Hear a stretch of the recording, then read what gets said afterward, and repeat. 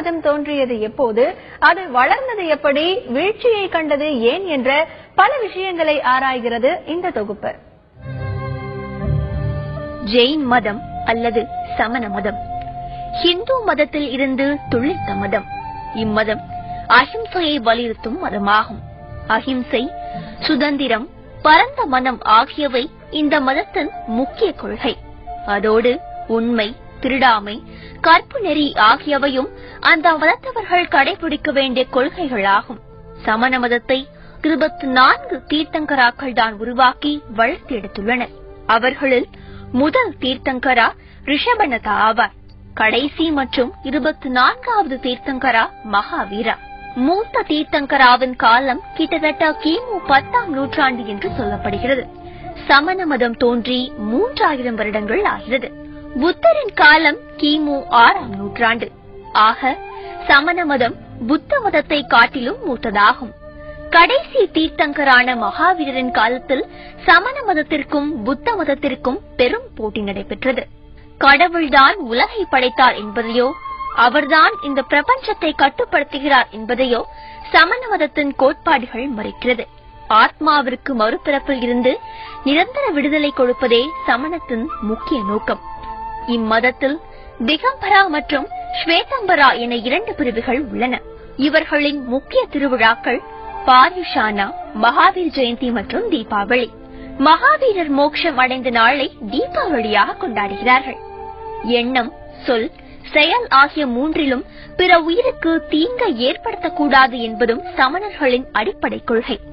ஆகவேதான் இவர்கள் சைவ உணவை சாப்பிடுபவர்களாக இருக்கிறார்கள். புழு பூச்சிகளுக்கு கூட தொல்லை கொடுக்க கூடாது என்பதிலும் உறுதியாக இருக்கிறார்கள்.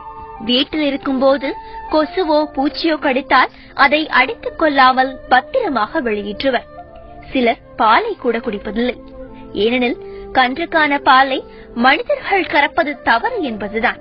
தாவரங்களை கூட தேவையில்லாமல் காயப்படுத்தக்கூடாது என எண்ணும் இவர்கள் உயிர் வாழ வேண்டுமே என்பதற்காக காய்கறிகளை உண்கிறார்கள். இன்னும் சில தீவிர ஜைனர்கள் உருளைக்கிழங்கு, வெங்காயம், இஞ்சி போன்றவற்றை கூட சாப்பிடுவதில்லை. ஏனெனில் அதில் உயிர் துடிப்புடன் இருப்பதாக கருதுகிறார்கள். போரில் எதிரிகளை கொல்வதை கூட இவர்கள் ஏற்பதில்லை. வேறு வழியில்லாமல் சகித்துக் கொள்கிறார்கள். மாற்று மதத்தவர்களுக்கும் நன்மதிப்பு கொடுக்க வேண்டும் என்பது இவர்களின் கோட்பாடு. அளவில்லாத சொத்து வைத்திருப்பவர் அவரையும் மற்றவர்களையும் காயப்படுத்துகிறார் என்பது இவர்களின் நம்பிக்கை. 12 வகையான தியானங்களை ஜைன மத நூல்கள் விளக்குகிறது. ஜெயின் திகம்பரா துறவிகள் சில மாதங்களை தவிர மற்ற காலங்களில் அப்படியே நாடோடிகளாக திரிகிறார்கள். அவர்கள் உணவை தயார் செய்வதில்லை. பிச்சையாக எது கிடைக்கிறதோ அவற்றை மட்டுமே உண்ண வேண்டும். இந்த திகம்பரா துறவிகள் மயிலிறகாலான துடைப்பம் போன்ற ஒன்றை ஏந்தி செல்கிறார்கள். அதன் பெயர் பிச்சையாகும். நடக்கும் போது எறும்பு உள்ளிட்ட சிறு ஜீவன்களை மிதித்து விடாமல் இருக்க அவற்றை அப்புறப்படுத்திக் கொண்டே செல்லத்தான் இந்த பிச்சை பயன்படுகிறது. சமண மதத்தில் பெண்களும் துறவு பூணுகிறார்கள். தலைமுடி, அணிகலன்களை அகற்றி குடும்பத்திற்கே வராமல் சென்றுவிட வேண்டும். மௌரிய பேரரசரின் முதல் மன்னர் சந்திரகுப்த மௌரியா சமண மதத்தை பின்பற்றியவர். புத்த மத மன்னர் அசோகரின் பேரர் சம்பிரதி ஜெயின் மதத்திற்கு மாறிய பிறகும் அந்த மதம் பெரும் வளர்ச்சி கண்டது. ஆப்கானிஸ்தான் முதல் வங்கதேசம் வரை, காஷ்மீர் முதல் கன்னியாகுமரி வரை சமணம் பரவ துவங்கியது. இந்த மதம் எவ்வளவு வேகமாக வளர்ந்ததோ அவ்வளவு வேகமாக சுருங்கியும் விட்டது. ஹிந்து சமயத்தில் இருந்து சமண மதத்திற்கு மாறியவர்கள் ஆதிசங்கரர் போன்றோரின் தீவிர முயற்சியால் மீண்டும் ஹிந்து சமயத்தை தழுவினர். மன்னர்கள் சிலரும் மீண்டும் ஹிந்து சமயத்திற்கு திரும்பி மக்களையும் தாய் மதம் திரும்பச் செய்தனர். அதோடு ஜெயின் மதத்தில் உருவான உட்பிரிவுகளும் அந்த மதத்தின் வீழ்ச்சிக்கு வழிவகுத்தது.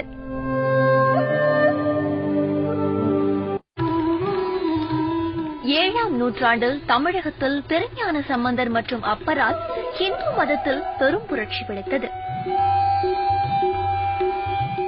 சமண மதத்தை தழுவிய பலர் மீண்டும் சைவ சமயத்திற்கு திரும்பினர்.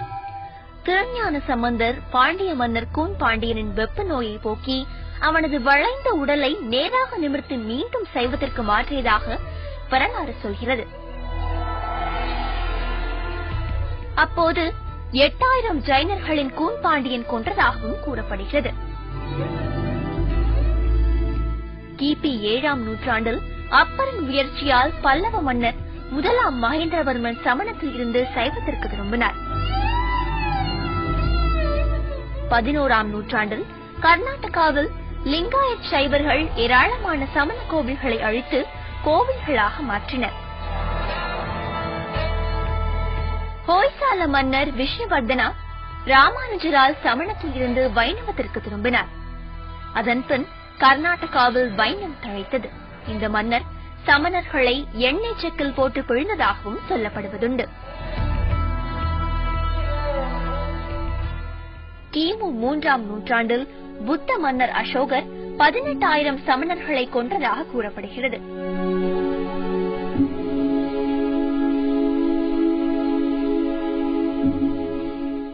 சமணர்கள் கொல்லப்பட்ட விஷயங்கள் எல்லாம் ஹிந்து மற்றும் புத்த மத நூல்களில்தான் குறிப்பிடப்பட்டுள்ளதை தவிர சமண மதத்தின் பண்டைய நூல்களில் எந்த குறிப்புகளும் காணப்படவில்லை.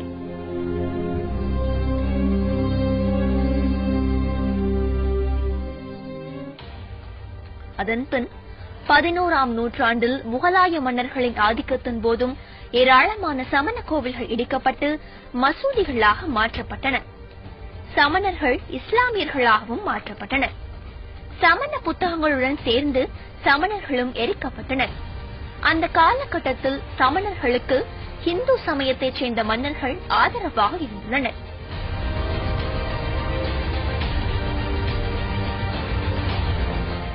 அப்போது சமணர்கள் இந்து சமயத்தின் சாமிகளையும் வழிபாட்டு முறைகளையும் இணைத்துக் கொள்ள துவங்கினர். இந்திய மக்கள் தொகையில் 39% மட்டுமே சமண மதத்தினர். மகாராஷ்டிரா, ராஜஸ்தான், குஜராத் மாநிலங்களில் ஜெயின் மதத்தவர்கள் அதிக எண்ணிக்கையில் இருக்கிறார்கள். மத்திய பிரதேசம், உத்தரப்பிரதேசம், தமிழ்நாட்டிலும் பரவலாக காணப்படுகிறார்கள்.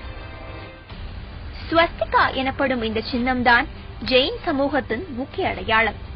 இதுதான் ஹிட்லரின் நாசி படையின் கொடியாக இருந்தது என்பதும் குறிப்பிடத்தக்கது. மேற்கத்திய நாடுகளிலும் இந்த ஸ்வஸ்திகா அக்காலத்திலேயே பரவியுள்ளது.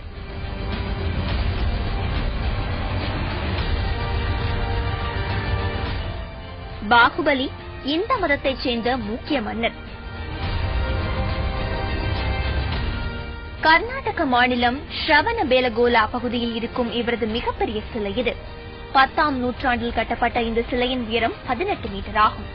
டைம்ஸ் ஆஃப் இந்தியா நடத்திய SMS வாக்கெடுப்பு இந்தியாவின் 7 அதிசயங்களில் முதல் அதிசயமாக இந்த சிலை தேர்வு செய்யப்பட்டது.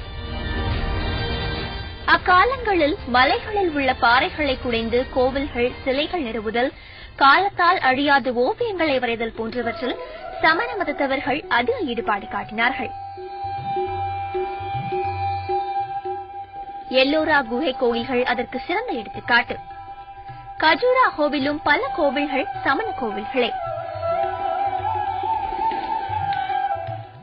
தமிழகத்தின் புதுக்கோட்டை மாவட்டத்தில் உள்ள சித்தன்னவாசல் கோவிலும் இந்த மதத்தவர்களால் உருவாக்கப்பட்டது.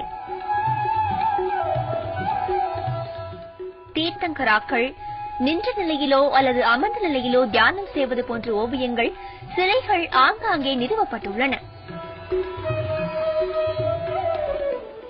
மதுரை சுற்றுவட்டார பகுதியில் மட்டும் 26 சமண குகைகள், 200 பாறை படுக்களை, 60 கல்வெட்டுகள், 100 சிலைகள் உள்ளன.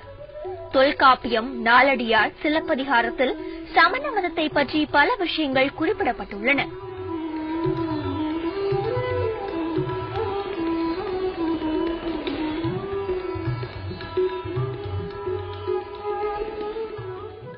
சமணர்களிடையே சந்தாரா என்ற சடங்கும் நடைமுறையில் இருக்கிறது. கடைசி காலத்தில் முதியவர்கள் சாப்பிடாமல் உண்ணா நோன்பிருந்தவாறே உயிர் துறப்பர்.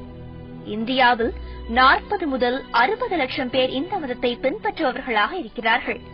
அமெரிக்கா, ஐரோப்பிய நாடுகள், கென்யா, கனடாவிலும் இவர்கள் கணிசமாக வசிக்கிறார்கள். சமண மதத்தவர்கள் இந்து சமயத்தின் பல விஷயங்களை தங்களின் வாழ்வோடு இணைத்துக் கொண்டுள்ளனர். இந்து சமய கடவுள்களையும் வணங்குகிறார்கள். ஜெயின் மதத்தின் மீது காந்தியடிகளுக்கும் பெரும் பிரியம் இருந்தது. அதன் கொள்கைகள் பலவற்றையும் அவர் பின்பற்றினார். பாஜக தலைவர் அமித்ஷா சமண மதத்தைச் சேர்ந்தவர்.